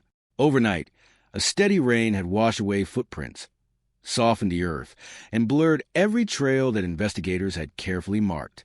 It was as though the valley had reclaimed its silence once again. He unfolded the panorama one last time. Something had always bothered him. Not the landmarks, not the handwritten notes, the empty space between them. Every location had been meticulously labeled except one narrow stretch of woodland near the old creek. Rowan had left it completely blank. Mercer smiled faintly. Rowan had never wasted ink. If a place was left empty, it was because he wanted someone else to see it with fresh eyes. Mercer followed the creek until it narrowed into a rocky channel hidden beneath dense pine branches. Moss covered nearly every stone, but one section stood out. The rocks formed an unnaturally straight line, as though someone decades earlier had redirected the stream by hand. He crouched beside the water. The current was shallow. Beneath the clear surface lay fragments of old glass, rusted nails, and pieces of weathered timber carried downstream over many years. Then sunlight caught something unexpected, a polished brass corner. Mercer reached into the freezing water and lifted a small metal survey plate engraved with faded numbers. On its reverse, someone had scratched a single sentence. Every map begins somewhere. He turned the plate over again. The engraved coordinates were not modern. They belonged to an obsolete county survey system abandoned decades ago. Back at headquarters, a retired cartographer spent hours translating the measurements into present-day maps.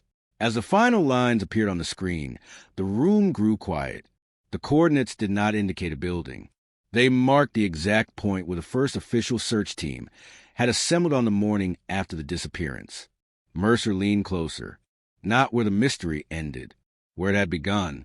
He realized that every clue Rowan had preserved pointed back to the same lesson. People often search hardest where the story becomes dramatic, but the smallest decisions are made at the beginning. A boundary drawn, a direction chosen, a question asked or never asked. Sometimes that is where the entire future of an investigation quietly changes. Mercer folded the map and looked out the office window as the clouds finally began to break. For weeks he had chased forgotten notebooks, hidden compartments, and scattered memories across the valley. Now the search felt different, not like a race toward one final revelation, but like the careful restoration of a story that time had fractured into hundreds of tiny pieces. Piece by piece, they were finding their place again. To him, the archive room was quiet except for the steady hum of fluorescent lights. Mercer spread every recovered document across the largest table he could find.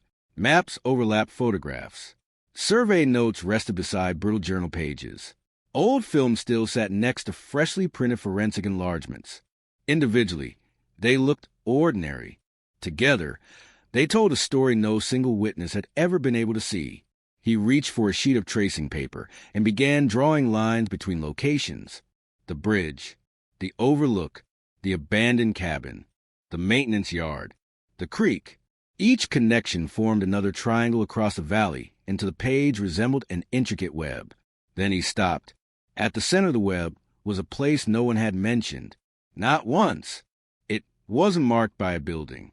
There was no road, only a nameless clearing hidden beneath dense forest. Mercer checked every aerial photograph available. The clearing appeared in older images.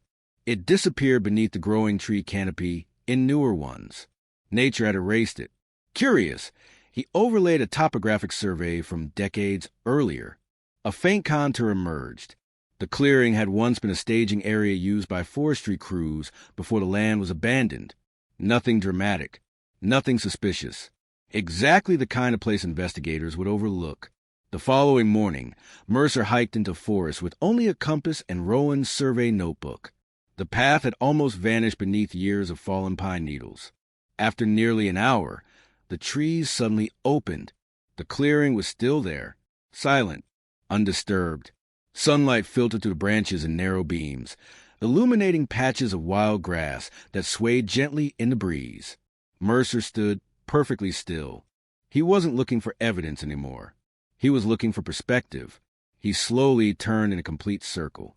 From that single point, he could just make out the ridge to the north, the church steeple to the east, the river glimmering through the trees to the west. The valley unfolded around him like a giant map. He finally understood why Rowan had spent years drawing measurements instead of conclusions. The landscape itself had been the final witness.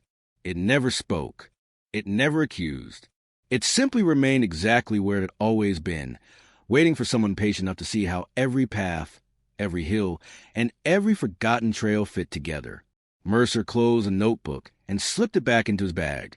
The mystery was no longer a collection of disconnected clues. It had become a story of observation, memory, and the quiet persistence of people who refused to let forgotten fragments disappear. As he left the clearing, the wind rustled to the pines behind him, carrying away the silence that had settled there for decades, leaving only the feeling that every unanswered question had brought him one step closer to understanding, not just what happened, but why the search had mattered in the first place. The days that followed were unlike any Mercer had experienced in his career. There were no dramatic breakthroughs, no anonymous phone calls, no mysterious packages waiting outside the office, only work, patient, deliberate work. He and his team rebuilt the valley as it had existed decades earlier using survey notes, engineering records, faded aerial photographs, and Rowan's meticulous measurements. Piece by piece, the landscape that had long since vanished returned to life on a digital screen. Old logging roads reappeared. Wooden fences long since collapsed stood once more. Seasonal footpaths emerged beneath layers of modern growth. The reconstruction revealed something unexpected. None of the recovered locations had been isolated. Every one of them had been connected by routes that no longer existed. Time had erased the paths. It had not erased the pattern. Mercer printed the reconstructed map and pinned it beside the evidence board. For several minutes, no one spoke. The board no longer looked like chaos. It looked like a timeline stretched across geography. Every journal entry, every photograph, every observation, every forgotten landmark. Each belonged exactly where it had always belonged. Late that evening, Mercer returned to the overlook one final time. The valley below glowed beneath the last light of the setting sun. Wind moved gently through the pines, carrying the scent of damp earth and cedar. He unfolded Rowan's first notebook. The opening page contained a sentence that had started everything. Some stories survive because people remember them. Others survive because the land refuses to forget. Mercer smiled. For weeks he had believed the notebooks were leading him toward one final revelation. Instead, they had led him toward understanding. The observer had never wanted to become the hero of the story. He had simply wanted someone, someday, to see the valley as he had seen it. Not as scattered scenes of mystery, but as one continuous landscape where every forgotten detail had its place. Mercer closed the notebook carefully and slipped it back into his coat. As darkness settled over the trees, he took one last look across the valley before beginning the long walk home. Behind him, the overlook fell silent once more. Ahead, the winding trail disappeared into the forest. The mystery had changed everyone who had followed it, not because it offered easy answers, but because it demanded patience, humility, and the willingness to accept that the truth is often assembled one quiet fragment at a time by people who refuse to stop looking even when the world has already looked away. Part fiction. Winter settled over the valley earlier than expected. By the first week of December, a thin layer of snow had transformed every trail into a blank page. Mercer walked alone beneath towering pines, leaving the only footprints visible for miles. The silence no longer felt oppressive. It felt reflective. Weeks of searching had changed the way he looked at every place. A fallen fence was no longer just a fence. A weathered marker was no longer just a marker. Every object carried the possibility of a forgotten story. Back at the office, the reconstruction filled an entire wall. Visitors who entered the room stopped speaking almost immediately. They expected an evidence board. Instead, they found a map of memory. Colored strings no longer connected suspects or theories. They connected places, seasons, observations, and moments in time. It resembled less an investigation than the careful restoration of a forgotten landscape. One afternoon, a local history teacher visited the task force. She carried a worn leather satchel filled with photographs donated by longtime residents. "I thought these might help," she said. Most of the photographs showed ordinary life: school parades, county fairs, harvest festivals. Families gathered beneath banners that had long since faded. Mercer thanked her anyway. Ordinary photographs had become some of the most valuable pieces of the puzzle. Hours later, while reviewing the collection, he paused. One photograph showed the annual autumn fair held decades earlier. Children laughed beneath strings of lanterns. Farmers stood beside prize-winning livestock. Nothing unusual, until Mercer noticed the background. Far beyond the crowd, on a distant hillside overlooking the fairgrounds, stood the familiar silhouette of the old observation platform. The platform had always been empty in every recovered image. Not this one. A lone figure leaned quietly against a railing, too distant to identify, too small to recognize, yet unmistakably present. Mercer didn't see it as another mystery. He saw it as another reminder. Someone had spent years watching ordinary life unfold without ever expecting to become part of the story themselves. He carefully placed a photograph beside Rowan's journals. Together, they formed a quiet conversation across time, not about guilt, not about certainty, about observation, about the fragile responsibility carried by those who witness history, whether they realize it or not. As evening settled outside, snow began falling again. Mercer switched off the office lights, leaving only the reconstruction illuminated beneath a single lamp. The valley, recreated through maps, journals, photographs, and patient work, seemed almost alive, not because every question had finally been answered, but because every forgotten fragment had been given a place where it belonged. And sometimes, Mercer realized, that was the closest any mystery could ever come to peace. The town of Black Ridge did not appear on most maps. It sat beyond a winding mountain highway, surrounded by forests so dense that even daylight struggled to reach the ground beneath the pines. Fewer than 600 people lived there year-round. Most families had known one another for generations. Outsiders rarely stayed long. When Detective Elena Cross arrived, the town looked perfectly ordinary. Children rode bicycles along empty streets. An elderly man swept the porch of the general store. Church bells echoed through the valley exactly at noon. Nothing suggested that Black Ridge had become the center of a mystery that had quietly unsettled everyone who lived there. It began with an envelope. No return address. No fingerprints. Inside was a single black and white photograph. The image showed the town square 20 years earlier during its annual harvest festival. Hundreds of smiling faces filled the frame. Only one face had been circled in red ink. The person standing there had vanished the very next day. No explanation. No ransom demand. No confirmed sighting.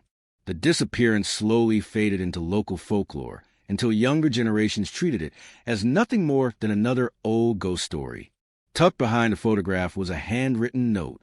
Everyone remembers the celebration. Nobody remembers the stranger behind the camera.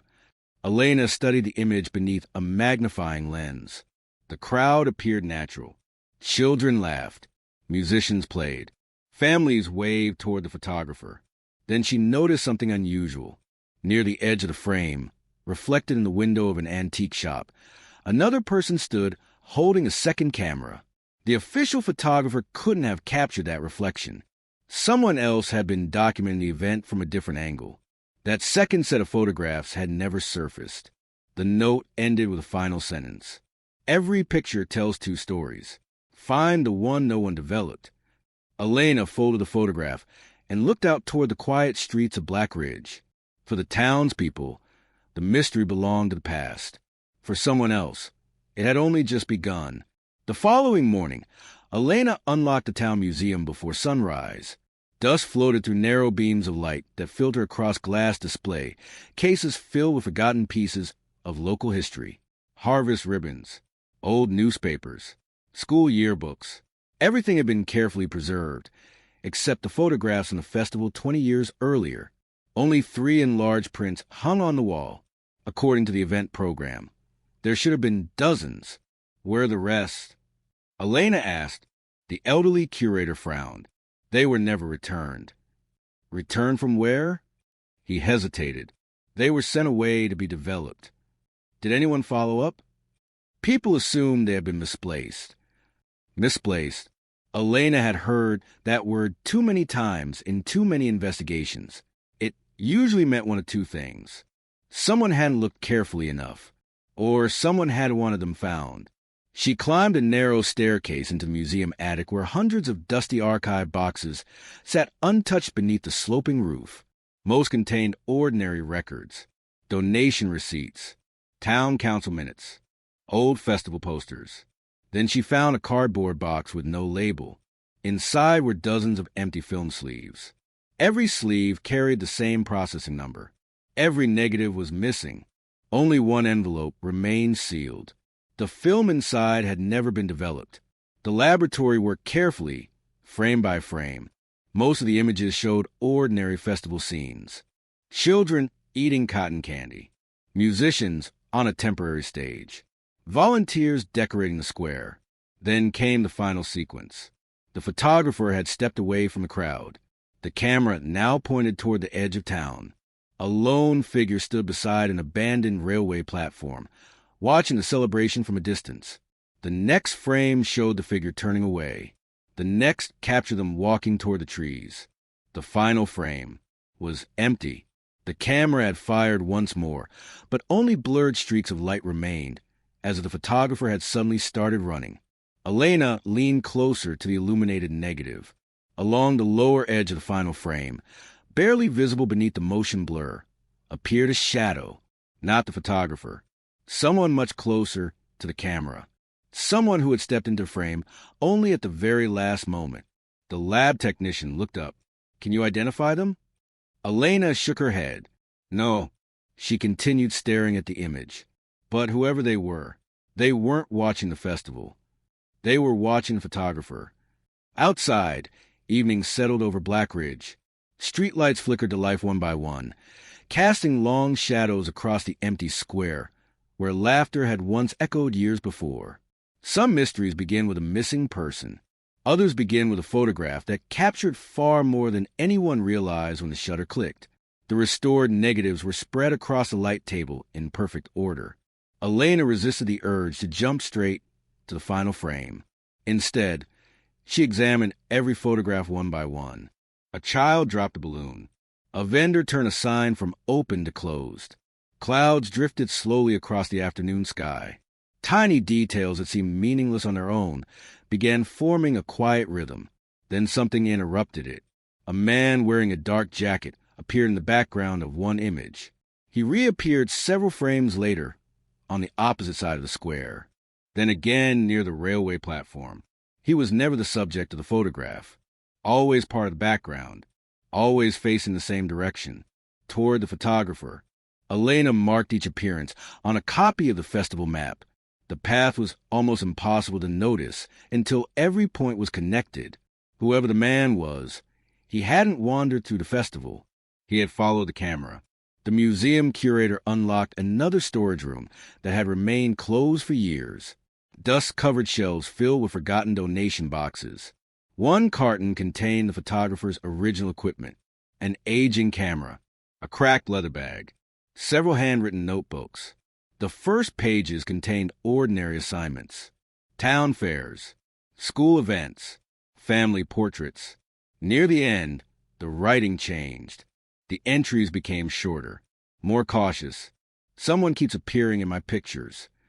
A few pages later, today I saw him before he saw me. Then another. If anything happens, the negatives matter more than the camera. Elena slowly closed the notebook. She wasn't reading a confession. She was reading the private thoughts of someone who had begun noticing a pattern that no one else could see. Outside the museum windows, the afternoon sun dipped behind the mountains, throwing long shadows across the empty streets of Black Ridge. The town looked peaceful, almost timeless. Yet somewhere inside its quiet history, an ordinary photographer had realized they were no longer documenting a celebration. Without meaning to, they had started documenting someone who desperately wished to remain in the background.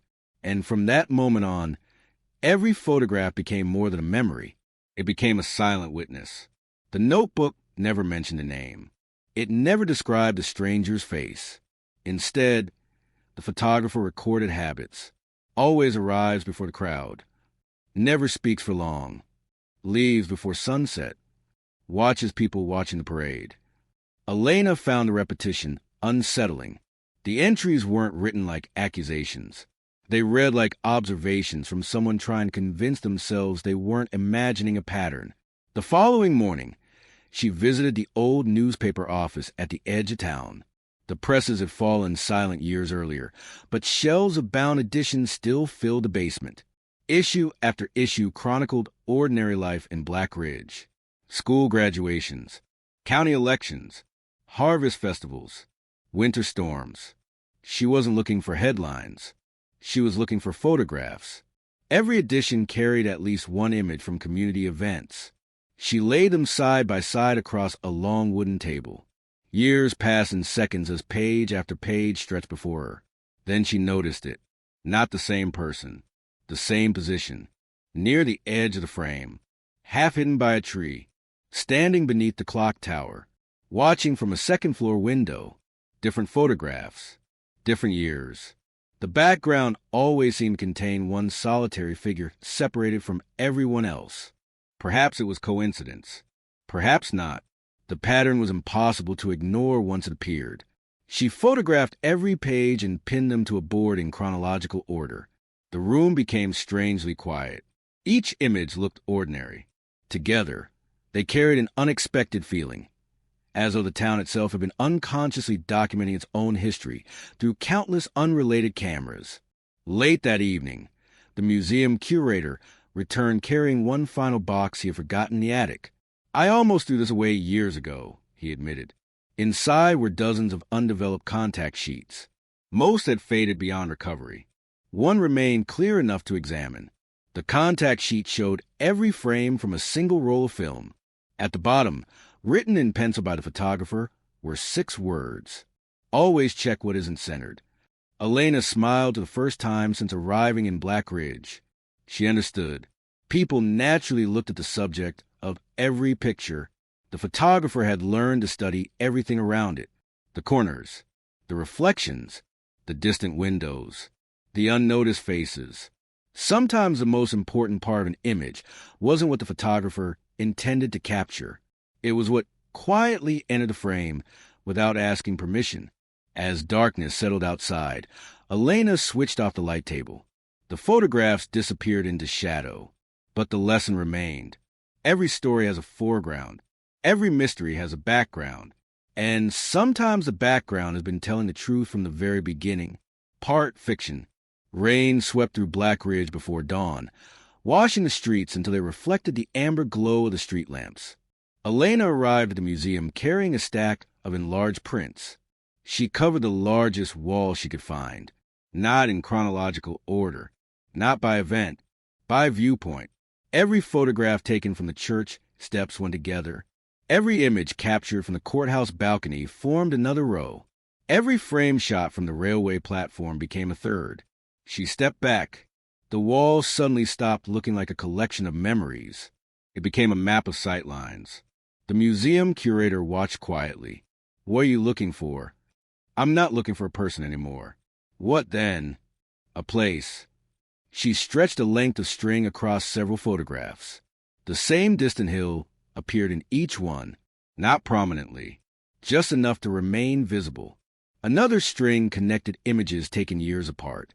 Again the hill, a third, the same result. Whatever had drawn the mysterious observer's attention, it wasn't the festival itself. It was something beyond the town. By afternoon, Elena stood at the top of the hill. The climb was steeper than she expected.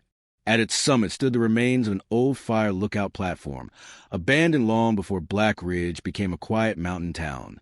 The tower had collapsed decades earlier. Only its concrete foundation remained. Someone had scratched dozens of tiny marks into the surface. Not words, not symbols, dates. One date for nearly every annual harvest festival. Elena ran her fingers across the weathered concrete. Someone had returned here year after year, not to hide, to remember. Near the edge of the platform lay an old wooden camera tripod, its legs fused in place by rust.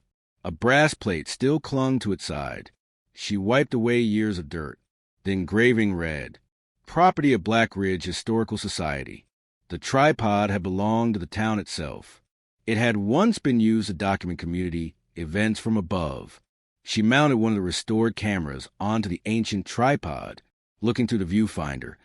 The entire town fit neatly inside the frame. The square, the church, the railway, the streets, everything. She understood why the photographer had kept returning. From this height, Black Ridge looked less like a collection of buildings and more like a living story unfolding one ordinary day at a time. A sudden gust of wind lifted a loose sheet of paper trapped beneath one tripod leg. It was brittle but intact. Only one sentence remained readable. Photographs preserve light. People preserve meaning. Elena folded the note carefully and slipped it inside her journal. As the sun began to set behind the mountains, golden light spread across the rooftops below. The town carried on as it always had. Children laughed in the park. Store owners closed their doors. Church bells echoed across the valley. Ordinary moments, the kind that rarely seem important while they're happening. Elena smiled faintly. Perhaps that was a lesson hidden in every forgotten photograph. History is rarely made only by extraordinary events. More often, it survives because someone quietly decided that an ordinary moment was worth remembering before anyone else realized it mattered. Part fiction. The next morning, the town awoke beneath a blanket of low clouds. Elena carried the restored camera back to the museum, placing beside the collection of photographs that had quietly reshaped the investigation. She no longer viewed the images as evidence. They were a conversation across decades. Each photographer had unknowingly added another sentence. Each generation had preserved another fragment. The museum's oldest volunteer approached with a faded wooden ledger tucked beneath his arm. "I remembered something after you left yesterday." He placed it carefully on the table. The Historical Society kept a log whenever cameras were borrowed. Most entries were routine. School celebrations, wedding ceremonies, town anniversaries. Then Elena noticed a curious pattern. Every autumn, for nearly 15 consecutive years, the same camera had been signed out the evening before the Harvest Festival and returned the following morning. The signature was never fully written, only two initials, A.M. No one remembers who that was? Elena asked. The volunteer smiled apologetically. Not anymore. She didn't seem disappointed. For the first time, she realized that names were often the first thing history forgot. Actions lasted much longer. That afternoon, she walked through the streets carrying one of the enlarged festival photographs. She stopped exactly where the original photographer had once stood. Then she took another picture. Same angle, same buildings, different time. Back at the museum, she placed the two prints side by side. Decades separated them. Yet the composition was almost identical. The old oak still reached over the square. The church still stood beyond it. The mountain ridge still framed the horizon. Only the faces had changed. The realization settled quietly. Places remember differently than people do. People remember conversations. Places remember where those conversations happened. As evening approached, Elena climbed once more to the old observation platform. The wind moved gently through the tall grass surrounding the concrete foundation. She mounted the camera on the weathered tripod and waited as the town lights slowly flickered on below.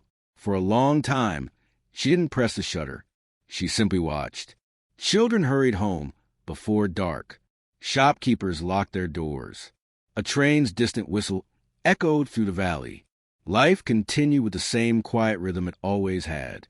Finally, she took a single photograph, not because it contained a mystery, not because it captured a hidden figure, but because she understood what the unknown photographers before her had understood.